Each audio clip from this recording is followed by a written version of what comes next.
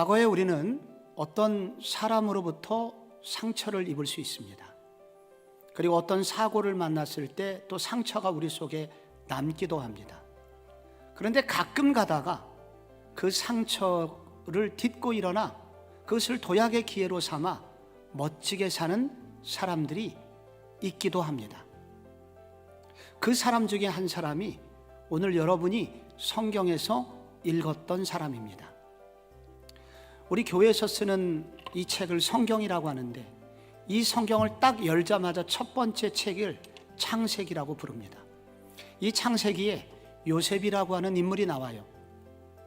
그런데 이 인물을 한마디로 별명을 붙인다면 상처투성이, 상처 덩어리라고 부를 수 있습니다. 그는 상처가 많은 인생이었지만, 그래서 그의 인생은 별과 같이 빛나는 인생이 되었다라고 성경이 말합니다. 요셉은 어떻게 상처가 변하여 별이 되는 인생을 살 수 있었을까요? 성경을 읽어보면 가장 중요한 해답이 나옵니다. 그것은 믿음의 눈으로 자신의 과거를 해석하는 눈을 가질 수 있었기 때문이다. 요셉이 결혼을 했고 두 아들을 낳았습니다. 아들의 이름을 짓기 시작합니다. 히브리 사람들에게 이름은 신앙 고백입니다. 자신의 믿음의 고백이 아들과 딸의 이름이에요. 오늘 성경 51절에 여러분, 요셉이 그의 장남의 이름을 뭐라고 짓습니까? 므낫세라고 하였으니 하나님이 내게 내 모든 고난과 내 아버지의 온 집을 잊어버리게 하셨다 하며, 잊어버리게 해주셨다는 것은 완전히 망각한 것이 아니라 더 좋은 것으로 대체해 주셨다는 뜻을 가지고 있습니다. 무엇으로 대체를 해주셨을까요? 바로 그 동일한 사건을 다르게 보는 눈을 그에게 주셨다는 것입니다. 그 사건을 보면서 전혀 다른 생각이 들게 해주셨다는 것입니다. 그래서 옛날에는 것이 상처였는데, 이것은 상처가 아니라 모든 백성을 구원하게 하기 위하여 하나님이 준비하신 축복의 기회였구나, 이렇게 생각을 하도록 하나님이 그에게 생각을 바꿀 수 있는 그런 하나님의 선물이 생각 속에 주어졌다는 것입니다. 이거를 일컬어 믿음의 눈이라고 합니다. 믿음의 해석이라고 합니다.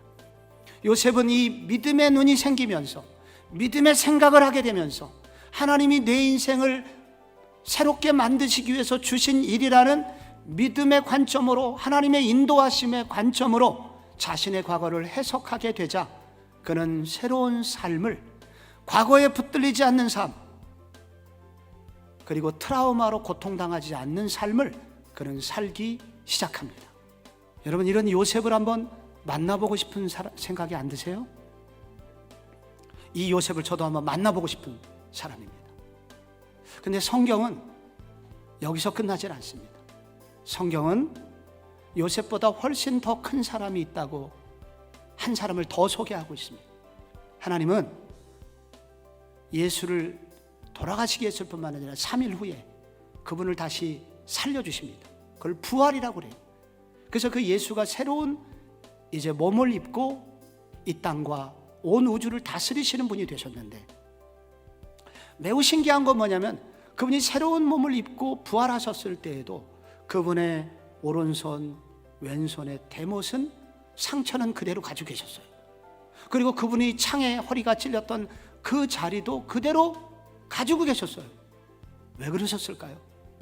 내가 너희들을 위해서 이렇게 상처받았으니, 내가 너희를 대신해서 상처받았으니 너희는 상처를 받지 말고, 상처 때문에 괴로워하지 말고 새로운 삶을 살아라. 그거를 알려주시려고 그분은 여전히 상처를 남겨두셨습니다. 네 상처를 나한테 좀 맡기고 너는 새로운 인생을 살아라. 과거에 얽매이지 말고, 과거에 당했던 아픔이나 잘못된 결정 나한테 맡기고 너는 새로운 삶을 살아라. 그래서 이 하나님의, 예수님의 상처를 보고 믿은 많은 사람들이 새로운 삶을 살기 시작합니다. 주님, 저도 요셉처럼 상처가 많은 사람입니다. 내 힘으로는 해결할 수 없습니다. 우리 가정도 상처가 많습니다. 근데 예수님, 제발 저도 요셉처럼 상처가 변하여 별이 되는 인생이 되게 해주세요. 저 좀 도와주세요. 이렇게 함께 기도할 때 예수님께서 우리 속에 들어오셔서 우리를 새롭게 만드시기 시작하실 것입니다.